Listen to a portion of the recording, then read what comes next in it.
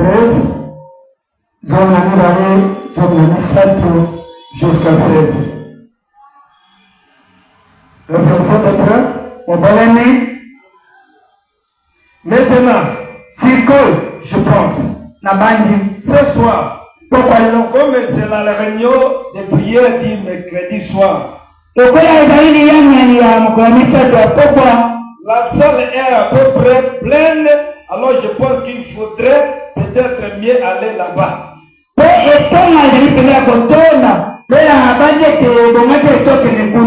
Demain soir. On la loue au cas où il n'y aura pas assez de place pour tout le monde. On pourrait aller là-bas, mais je crois que ça sera mieux d'aller là-bas.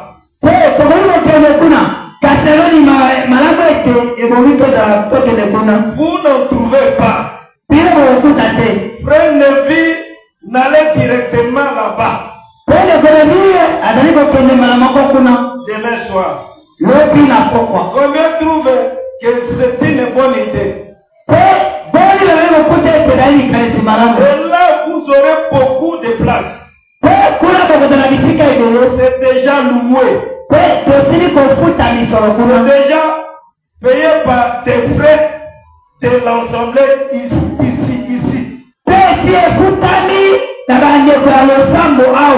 Amen. Celui qui devrait louer la plaine de l'église, c'est le croyant. C'est le croyant qui va payer ça. Ça ne compte que $50 par soir. Donc on paye chaque soir $50. C'est ce qui est très point. J'aimerais avoir ça partout. Pouvoir avoir tant de places pour $50 par soir. Un bâtiment tout neuf.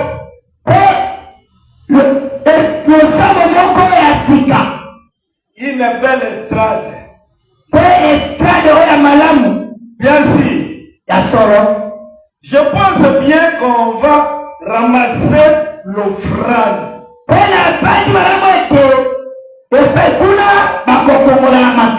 Amen. On doit ramasser l'offrande. On ne peut pas que ces frères payent ça de leur poche.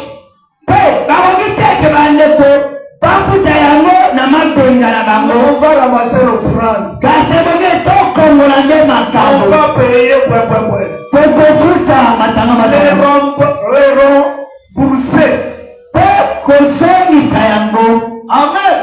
Si nous avons des dettes, nous allons récolter de l'offrande pour rembourser des dettes.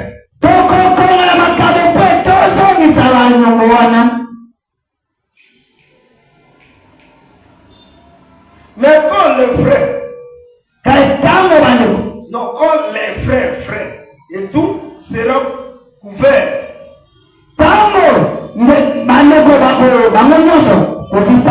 Alors bien sûr, on pourrait arrêter de ramasser l'offrande.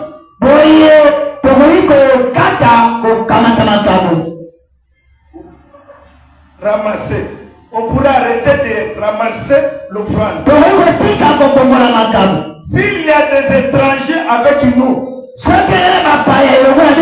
c'est un principe chez nous de ne jamais quémander.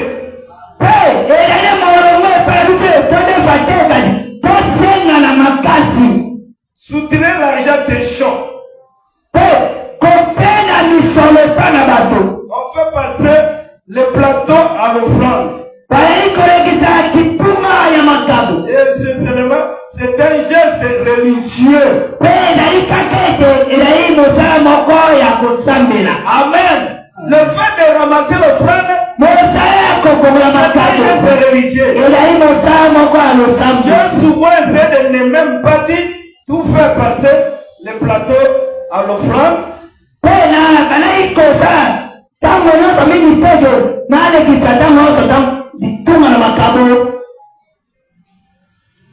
j'ai souvent essayé de ne même pas dire tout faire passer le plateau d'offrande.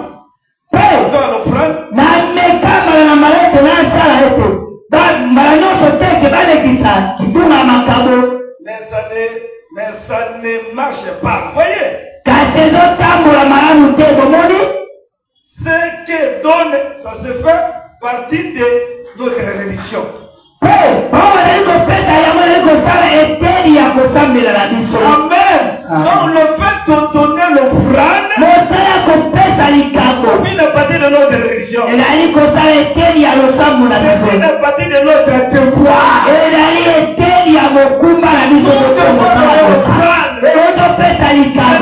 C'est une partie de notre devoir. Peu importe si c'est juste une pièce de 10 cents.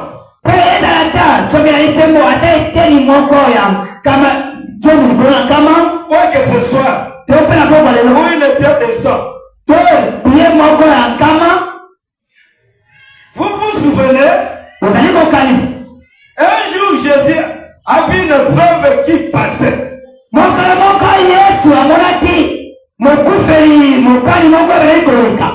les riches mettaient beaucoup de lait, trésor dans le temple,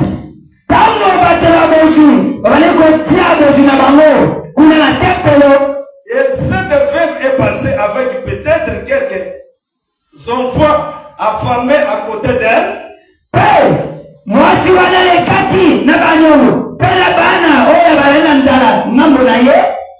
Elle a donné tout ce qu'elle avait.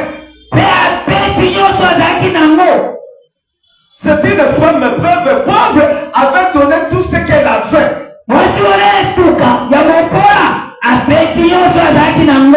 Comme l'offrande. 3 pièces de sang. Et Jésus a dit, qui a payé le plus? Les riches. Et cette femme pauvre qui avait donné tout ce qu'elle avait. Jésus a dit, qui a payé plus? Maintenant, si moi, j'avais été là, j'aurais dit, ne faites pas ça, c'est. Amen. Frère Branham était un peu charnel. Amen. Dans le ministère de Frère Branham, il n'a pas même voulu le prendre les offrandes. Jésus de Nazareth était Dieu le Créateur. Une femme pauvre avait donné tout ce qu'elle avait pour l'offrande. Mais par la manière de Frère Branham, il dit si c'était moi quand j'étais là, je devais dire à cette femme de ne pas donner ça.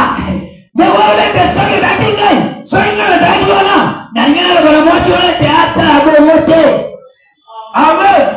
Donc Frère Branham était un peu très charnel.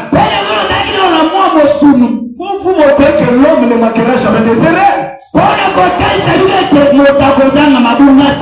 Frère Branham avait pris une partie très humaine.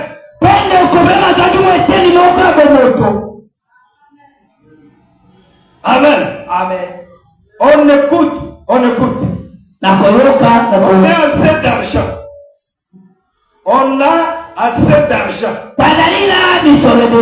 Mais lui, il ne l'a pas arrêté. Jésus n'a jamais arrêté cette femme. Il savait qu'il lui réservait quelque chose de mieux au bout du chemin.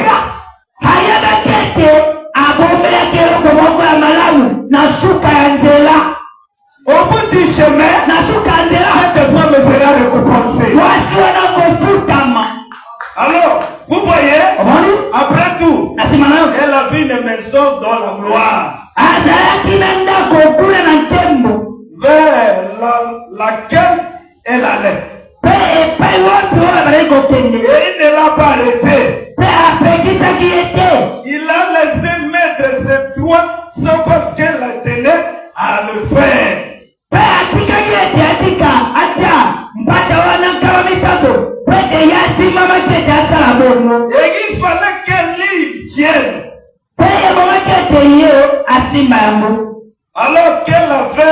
des enfants. Quel était fait? Toi ça pour vivre. Elle devait vraiment y tenir.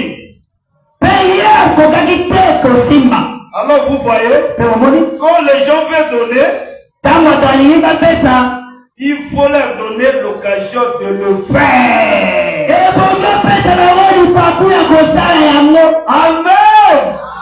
Frère Branham va me donner les offrandes, le frère va refuser de l'offrande. Oh, l'offrande c'est une partie de la parole. Jusqu'à ce que Branham ait révélé la parole, à respecter que les gens puissent donner les offrandes.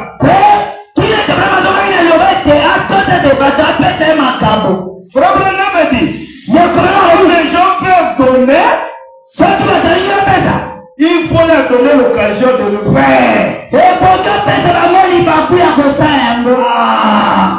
Vous devez contribuer pour les offrandes. Mais je pense à ceux qui se tiennent là. Et les gens qui disent, qui veut donner $50? Qui veut donner $25? Je pense que c'est dégradant pour votre intelligence.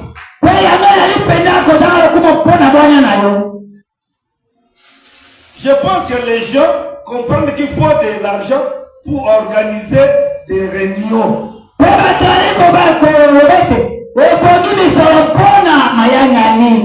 Amen. Pour organiser des réunions, il faut de l'argent. Il faut donner de l'argent. Qui faut donner de l'argent? Vous le croyez. Et je ne l'ai jamais laissé faire une chose pareille. Les administrateurs, je dis, quand vous devez faire ça, alors il sera comme que je retourne au tabernacle. Alors on n'aura pas besoin de le faire.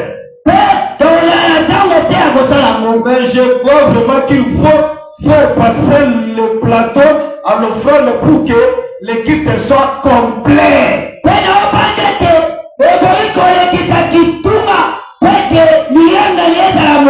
Pour que la réunion soit complète,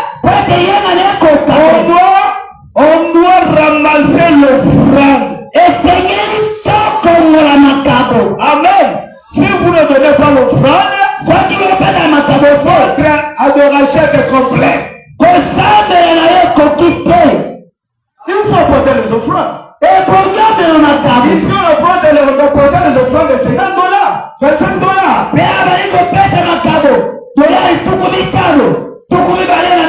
C'est que le disponible. Amen. Amen. Je vois l'église est malade. Vous êtes malade? Vous ne bougez pas. Qui vous a frappé? Un vrai chrétien qu'on le goûte la parole de ces régions à cette parole.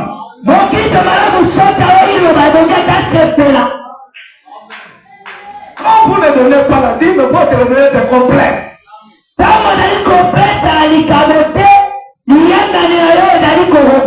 Et je vous dis à partir de maintenant, vous ne donnerez jamais l'offrande en dehors de $1. Jusqu'à $50 jusqu'en haut. $25. C'est ce que le prophète a dit. Amen. Offrande de 1000 francs. 500, ça n'est pas normal. Vous devez respecter la voix du prophète.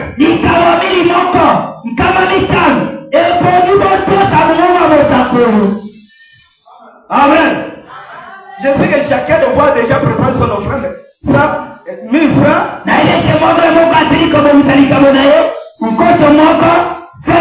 Oh, aujourd'hui, après avoir écouté cette vérité, je vais le mettre en pratique. Donc l'offrande moyenne va commencer par $1.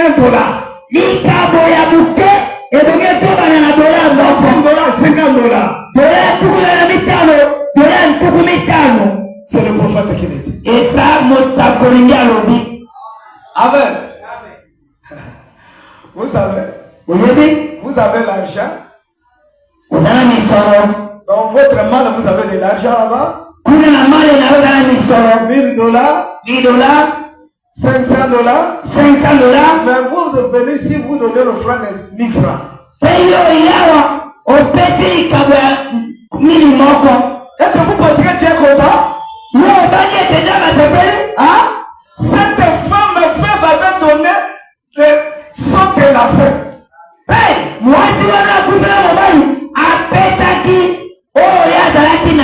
À la fin de sa route, Dieu lui a béni. Mais pour toi, c'est difficile. Vous avez $1000 et $500 à la maison.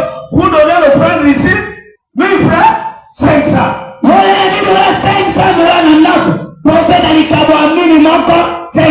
De telles offrandes, Dieu ne vous bénira jamais.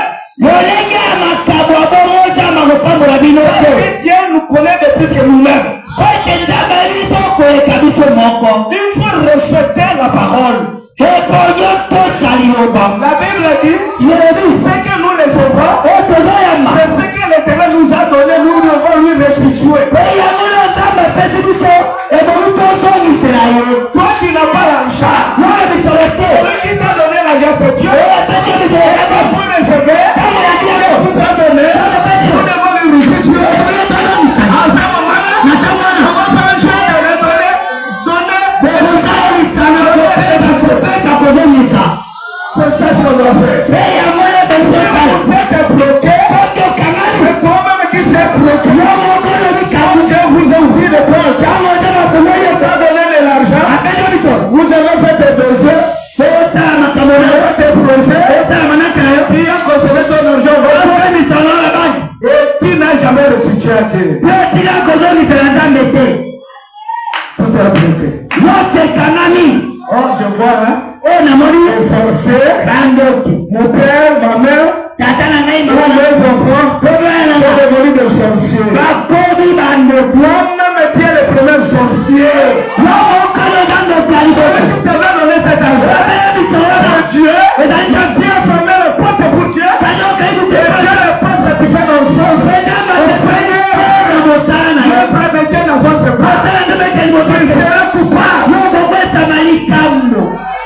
C'est ça les choses ne marchent pas. Rien, mais quand il te donne, vous le restituez. Il te donne, vous le restituez. Donnez plus recevoir. Amen. C'est ça. C'est ça les choses sont bloquées. Ce n'est pas ton père ou sa mère est sorcier ou tes enfants sont sorciers. Ou toi-même. De tes souffrances. Dieu t'avait donné. Et tu te bloques. Vous savez, nous collaborons avec Dieu. Il faut que j'ai mon église. J'ai une personne là-bas. Recevez cet argent. Soutenez-le. Et quand vous prenez cet argent, il fait un projet. Il commence à s'orgueillir. Il ferme la porte. Amen. Qui peut ouvrir ça? Qui peut ouvrir ça? Vous venez à moi. Je le prendrai.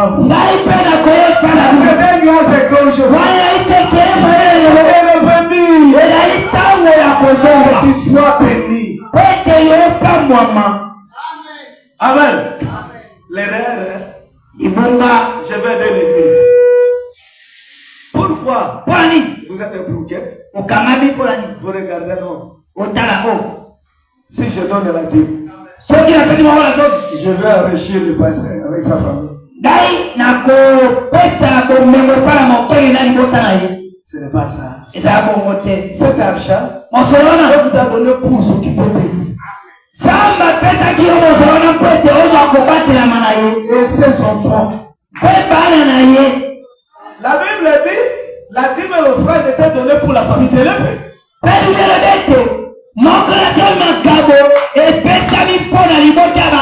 C'est la parole de Dieu. Amen. Il y a aussi des gens qui contestent même d'autres serviteurs de Dieu.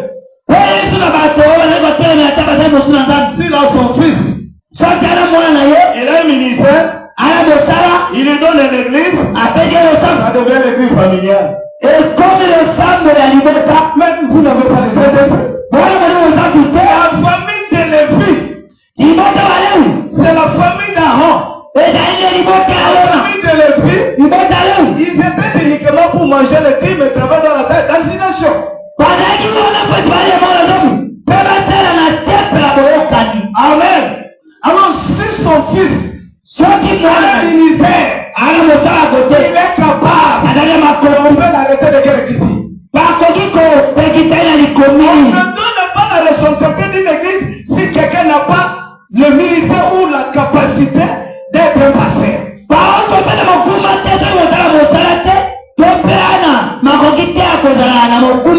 Même si ton fils il a un ministère, il n'a pas la capacité de quitter d'être pasteur, vous ne pouvez pas lui donner la responsabilité.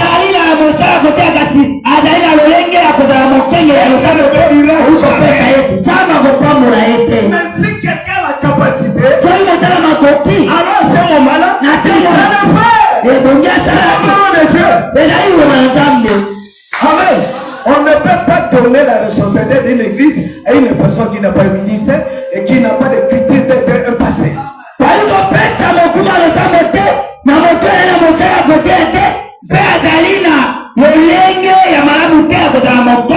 Jamais il va citer des saints. Il ne peut pas être pasteur.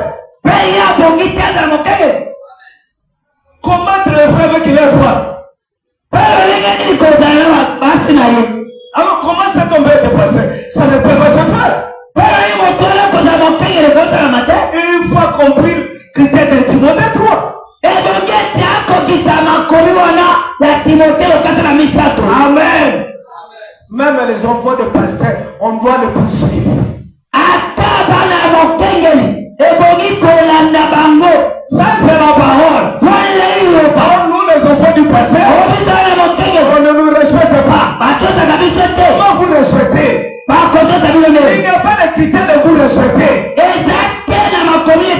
le critère de vous aimer et vous soutenir. Et comment vous soutenir? La parole. S'il n'y a pas la vie de la parole, vous poursuivre. Amen. Il y a un pasteur qui a fait livrer son fils.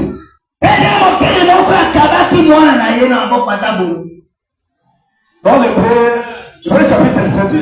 Non, pourquoi nous ne sommes pas une dénomination? Le fils du pasteur, s'il se comporte mal, on doit le livrer. Et c'est que tous les frères familles de l'église sont le fils du pasteur. On doit le procéder par le principe de livrer.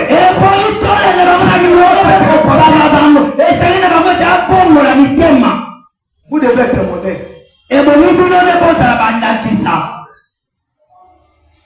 Amen. Est-ce que vous croyez ça? Vous faites le modèle. Si les enfants ne sont pas modèles, ils viennent combattre son père. Le premier combat, c'est la famille du pasteur. Et si le pasteur spirituel, il va les affronter.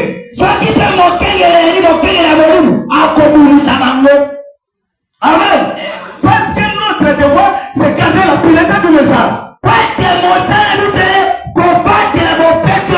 Les enfants du pasteur avaient des côtés de santé, avaient des fiancés.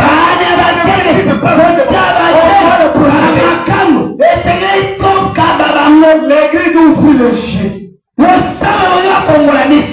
Amen.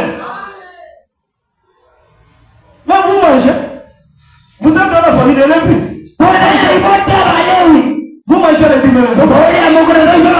l'église sera censée de vous servir. Et l'église est censée de vous aimer et vous soutenir. Quelqu'un s'est ramené ton frère dans l'erreur. Quelqu'un s'est ramené ton frère dans l'erreur.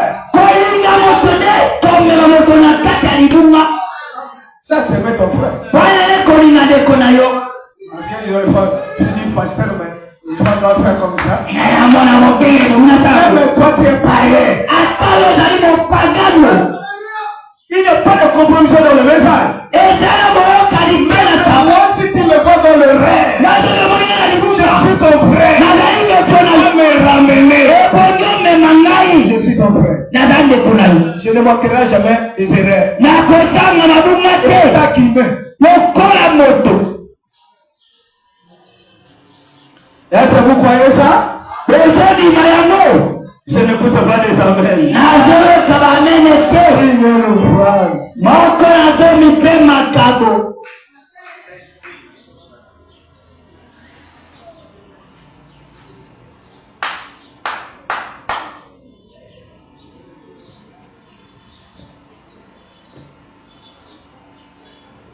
Est-ce que vous voulez qu'on puisse continuer? Ok. Madame est ici. Ok. Un homme appelé de Dieu.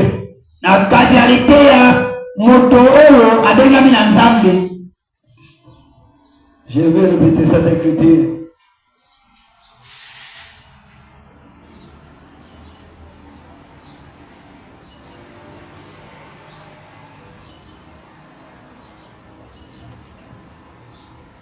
Un homme appelé de Dieu.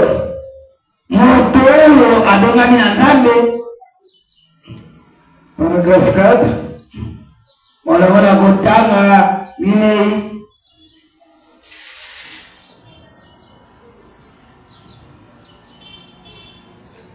Et ce matin, à l'école du dimanche, j'ai remercié les gens pour le fond qui m'a été donné hier soir. Je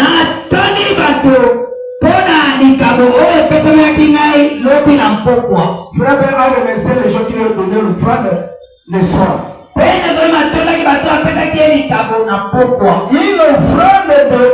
Une offrande non sollicitée.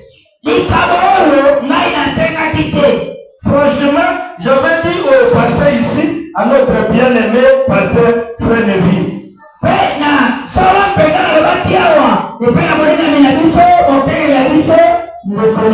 Et autres. Que je préférais qu'il ne fasse pas ça. Frère Branham, il avait été très chagrin. Il ne voulait pas même on puisse ramasser le frère. Mais ils l'ont fait quand même. Alors je voulais mentionner quelque chose là-dessus. Cette scène est petite. Environ 300 personnes peuvent s'y s'asseoir. Pas plus que ça.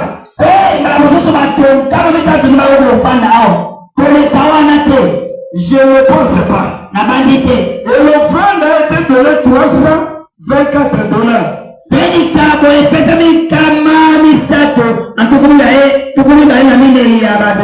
Ce qui représente une offrande moyenne $1 par personne.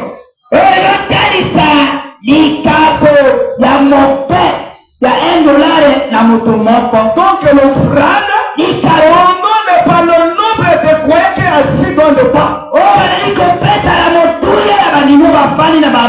Chaque croyant doit donner l'offrande $1, l'offrande moyenne.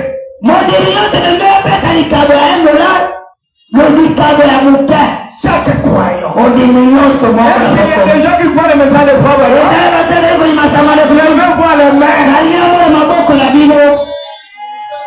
Si vous aimez le prophète, vous devez aimer le message. Les messagers, les messages sont un. Amen. C'est la meilleure offrande qui m'ait jamais été donnée.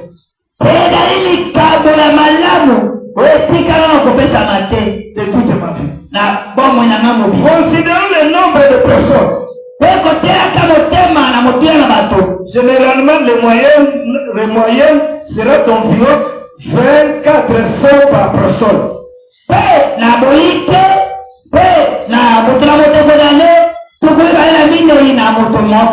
2700, c'est une offrande considérable.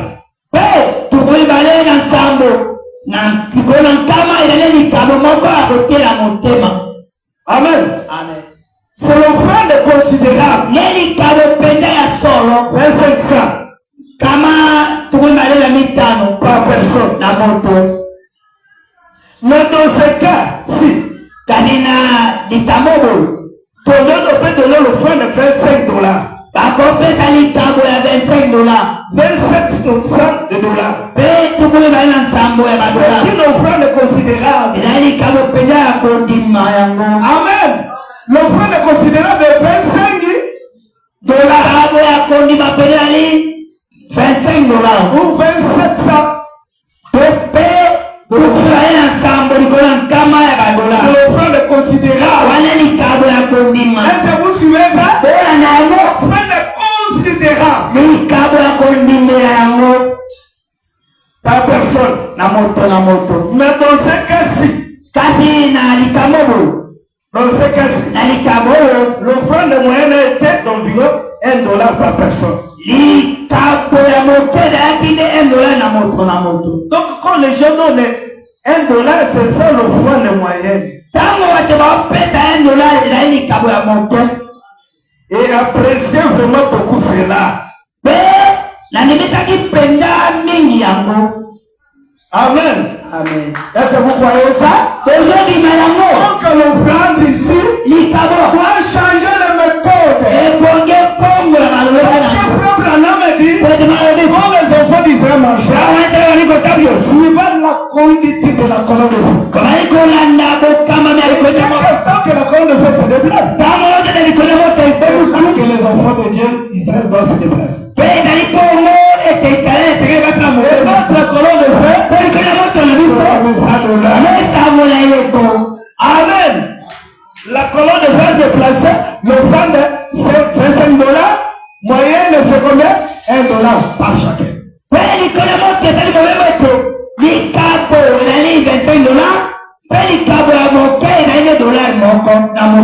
si vous venez à l'église, vous ne donnez pas l'offrande, votre adoration est complète.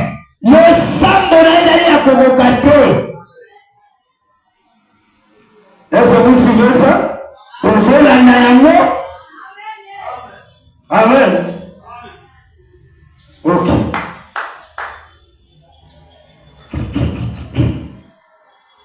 Dieu a pourvu des moyens.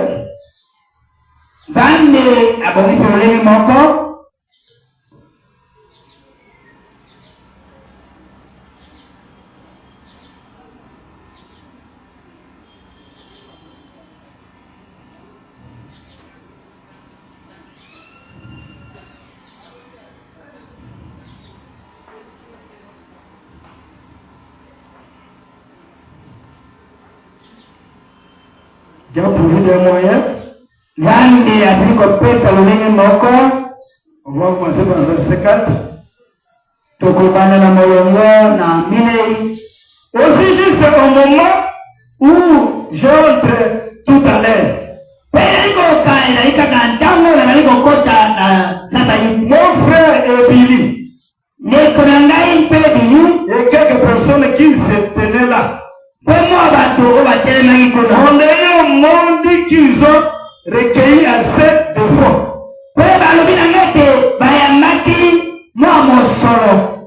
Suffisamment pour payer toutes les dettes, ils ont payé le loyer de l'église.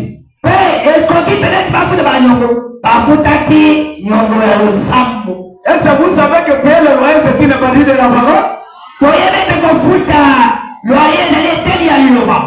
Est-ce que vous croyez ça? Les journaux les concierges de l'église. La musique. Toutes les annonces dans les journaux. La diffusion à la radio. Tout a été payé. Amen. Il y avait des chaînes de radio qu'on doit payer les dettes.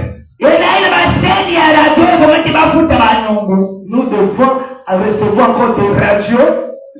Et des radios, apprendre de passer dans des radios. Et dans des réseaux sociaux. C'est utile de partir de là-bas. On doit payer cet argent. Jusqu'à ce soir. Je pense qu'ils ont reçu suffisamment. Donc, l'offrande d'amour de ce soir me répondra.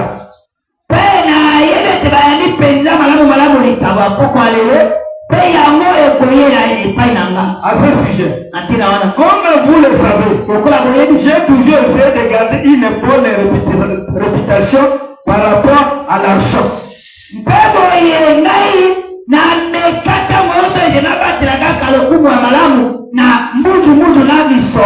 Frère Branham devait garder la réputation pour le bon de l'argent.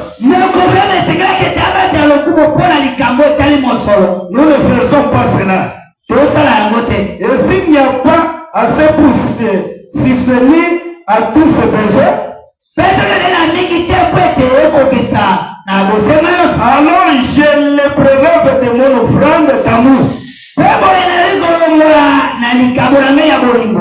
Pour ce qui est de l'offrande d'amour, je n'accepterai même pas ça. Frère Branham dit, donc Frère Branham me dit, je n'accepterai pas même ça. Si je n'ai pas un homme pauvre qui doit vivre comme nous tous devons le faire.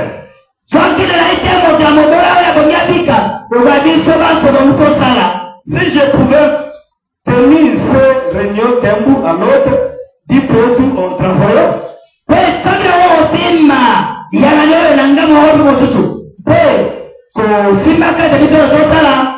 Je ne mentionnerai jamais une offrande d'amour pour moi-même.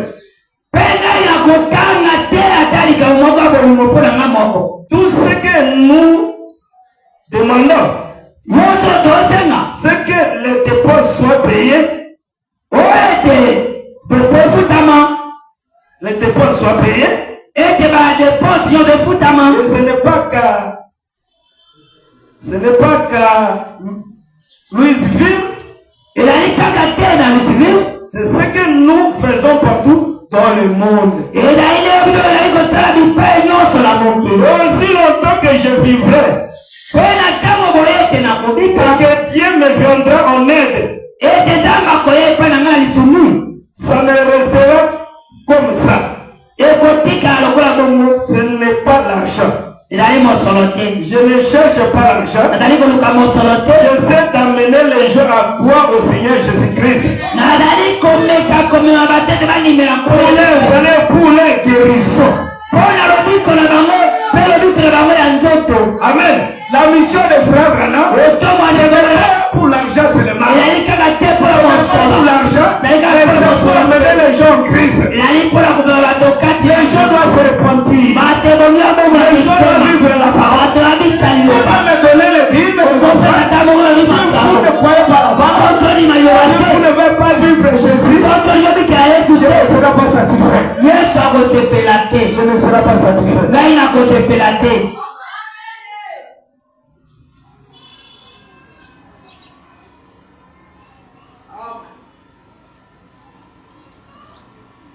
Amen.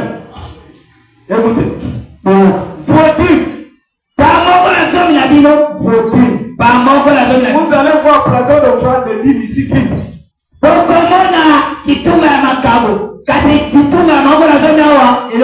Et si vous ne donnez pas la vie, je ne crois pas et je ne sais pas les méthodes que Dieu va appliquer pour vous bénir. Si vous ne donnez pas la vie.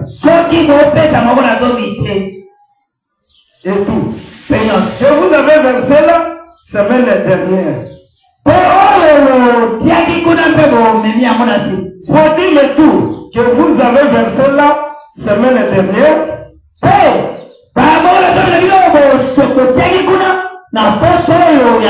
On servit à cela.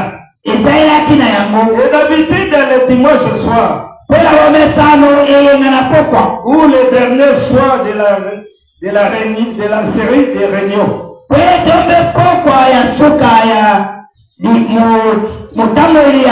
importe les jours, si ça dure une semaine ou 2 semaines, 10 jours, ou peu importe le nombre de jours, ont accueilli une offrande d'amour pour moi. Amen. Ils avaient récolté l'offrande d'amour pour Frère Branham. Et s'il en reste quelque chose, c'est entièrement versé pour les missions à l'étranger.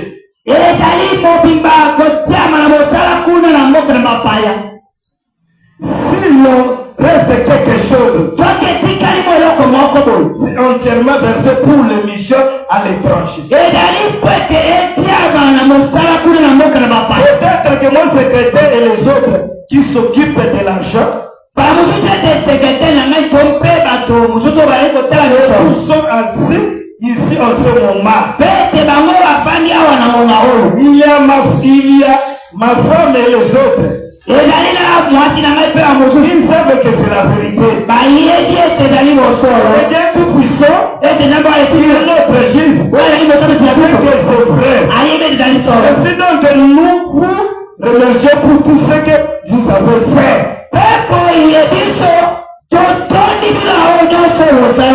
Frère Branham a remercié les gens, tout ce qu'ils ont fait avec lui, avec ses enfants.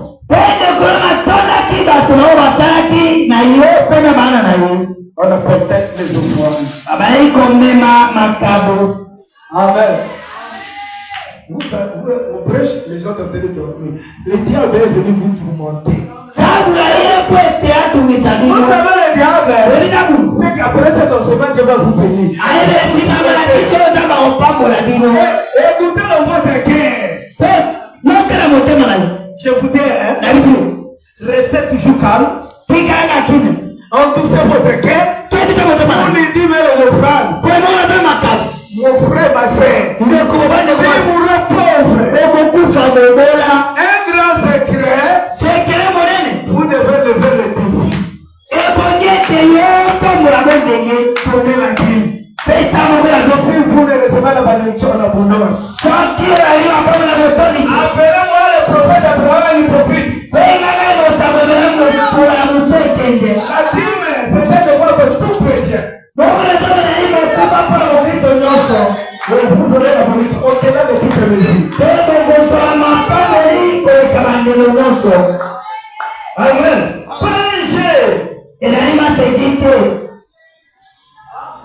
Est-ce que vous voyez ça? Ok. Je vais terminer ici.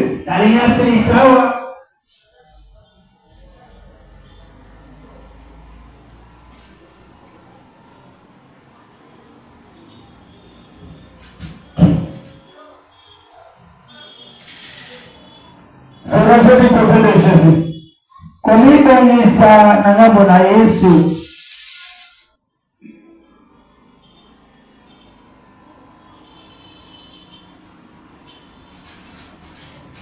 Est-ce que vous êtes prêts? Au dernier 9. Il boit.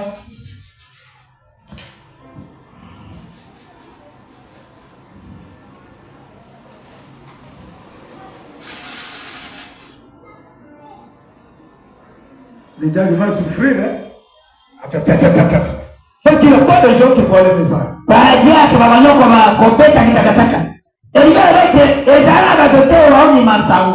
C'est regrettable.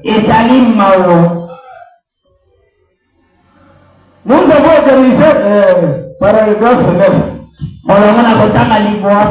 Nous avons organisé une journée de vente d'insi.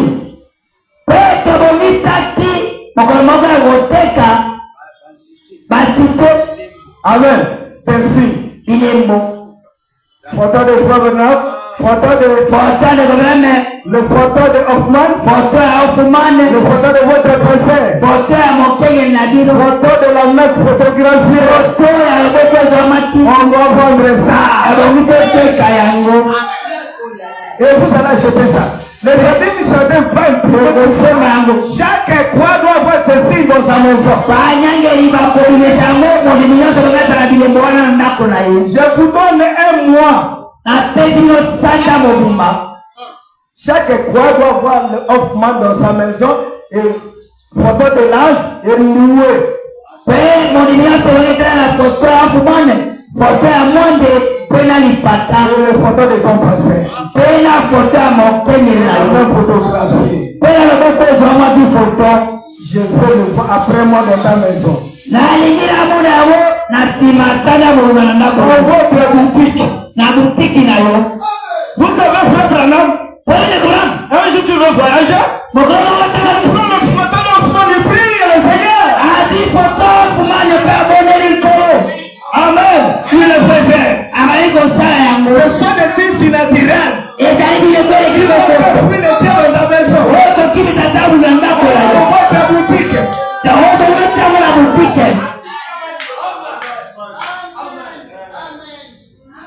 Amen. C'est ça. Dans votre maison, il ne faut pas voir de photos de païens.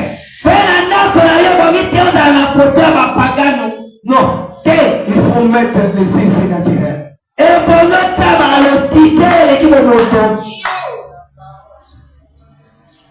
Quand le diable vient ces photos, il va identifier ta maison à partir.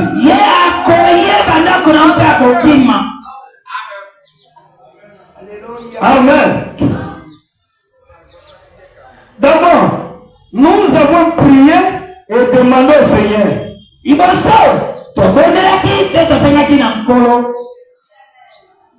Jour de vote ainsi. D'abord, nous avons prié et demandé au Seigneur. Et des gens vont venir me voir. Ils voulaient construire une église pour avoir l'endroit où aller. Et nous avons choisi cet emplacement. Un soir, c'était vers ce temps-ci ou un peu plus tard, au milieu d'un tas de roseaux à peu près au même endroit.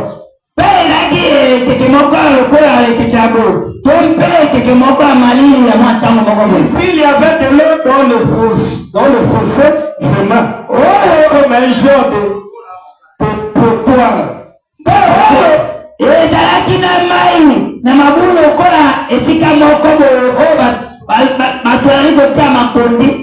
Eh bien, le Seigneur m'a parlé très clairement. Il dit construis là ici même. Je n'avais pas un sou. Nous avions au total environ 80 ou $1 et ça. Ou $1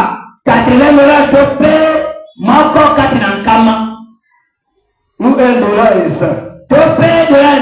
Évidemment, maintenant, vous en rirez, mais frère, à cette époque-là, c'était une somme d'argent.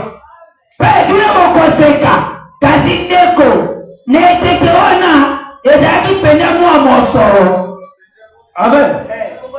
Quand quelqu'un du voisinage faisait cuire une marmite des haricots,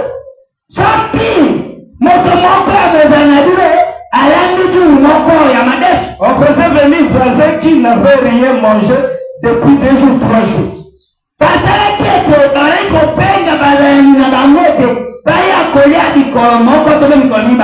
Pour qu'ils en mangent un peu, c'était une époque difficile.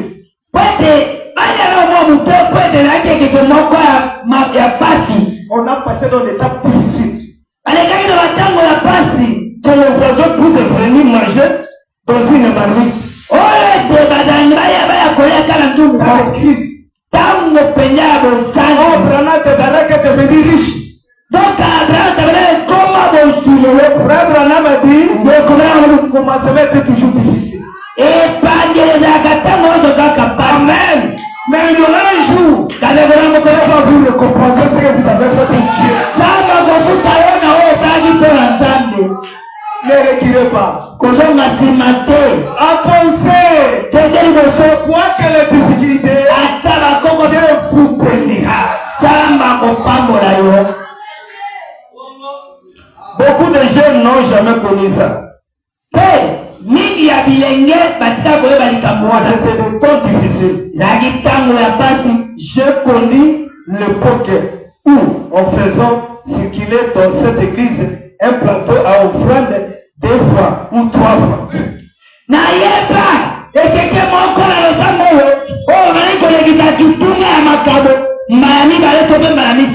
On passait premier plateau d'offrande. Il n'y a rien. Deuxième fois. Est-ce qu'on a déjà fait ici? Mais Branham a fait ça. Mais Branham est mort riche. Et on a des riches. Ce n'est pas facile.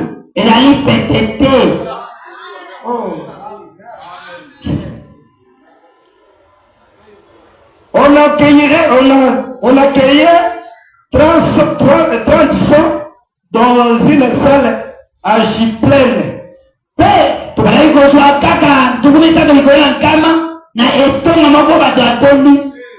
Et ça, après avoir surpris les gens. On recueillait probablement 30 gens.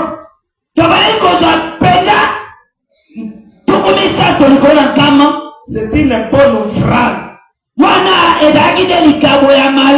L'été arrivé, ils ont accueilli 30 gens. C'est une bonne offrande.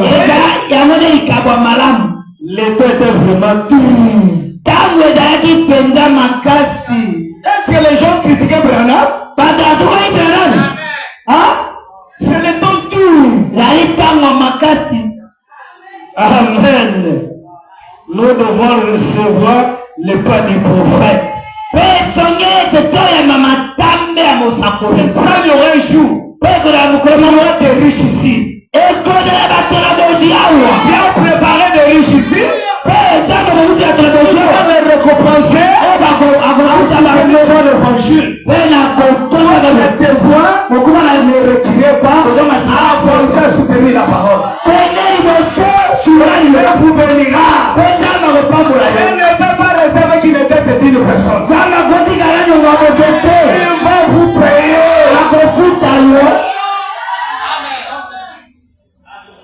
Amen.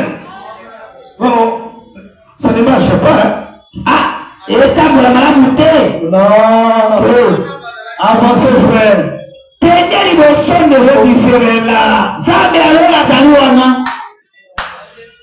Amen. C'est le bien-aimé Branham qui parle. Il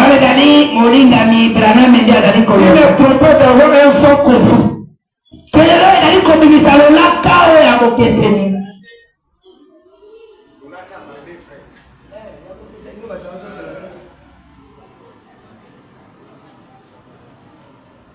Vous voulez faire Branham?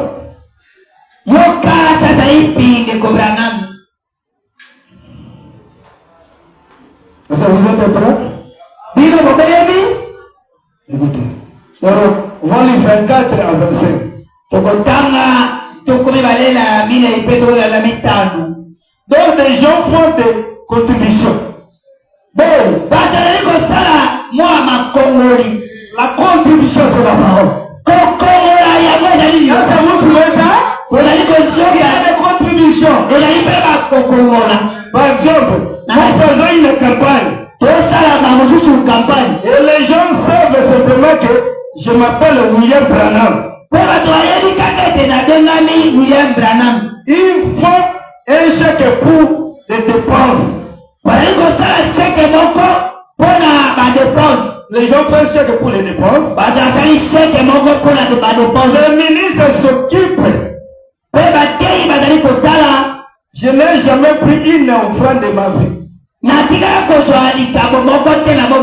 donc, ils les reçoivent. Je reçois un salaire de mon église. $100 par semaine. On payait frère Branham $100 par semaine. Amen. C'est salaire. Mais chaque jour, les besoins de la maison du frère Branham chaque jour, $100.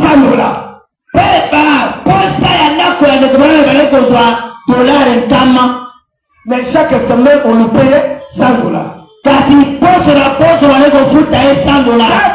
Chaque jour de la personne de frère Branham dans sa maison, $100.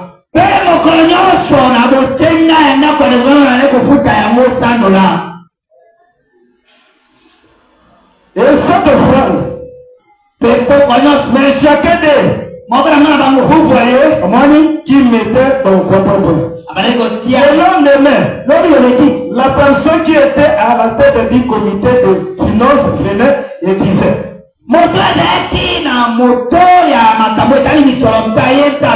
frère Branham, vous devez signer ce chèque.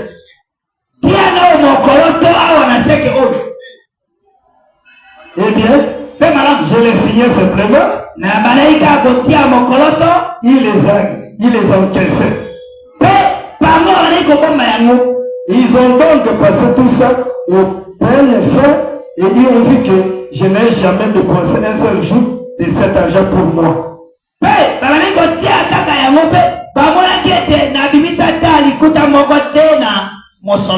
Mais quand j'ai signé ce chèque, ils ont dit qu'alors c'était à moi. Amen. Ils ont venu avec le chèque, frère Branham a signé le chèque. Mais on disait c'est pour lui Branham.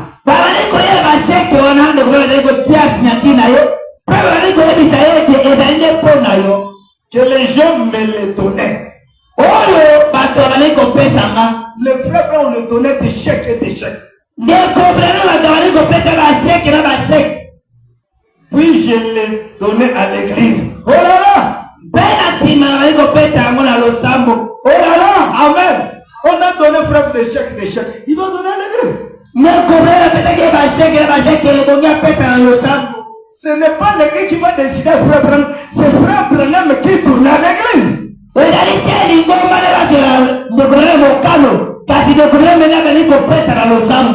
qu'il a beaucoup d'argent. Amen. Vous pensez quand le pasteur prédit, qu'est-ce qu'il va faire avec cet argent? On n'a pas été encore en église. Amen.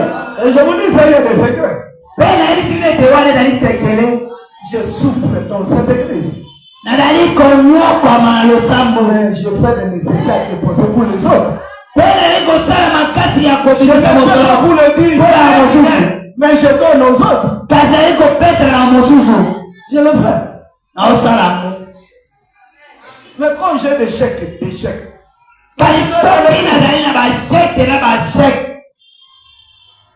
et ce qui a porté de frère Branham des chèques, ce sont les voyous.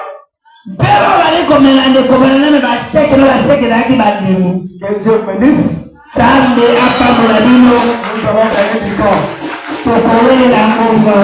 Amen. Le prix de moyenne c'est $1. Nous avons $5. Et la idée $1 kilo, $25.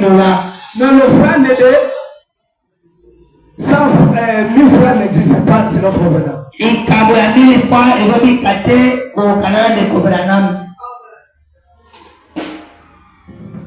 Est-ce que vous comprenez ça? Vous devez aimer le messager, le message. Et vous devez un vrai disciple, c'est celui qui va soutenir les paroles de son maître. Amen. C'est ça aujourd'hui. Il faut le faire. Que Dieu vous bénisse.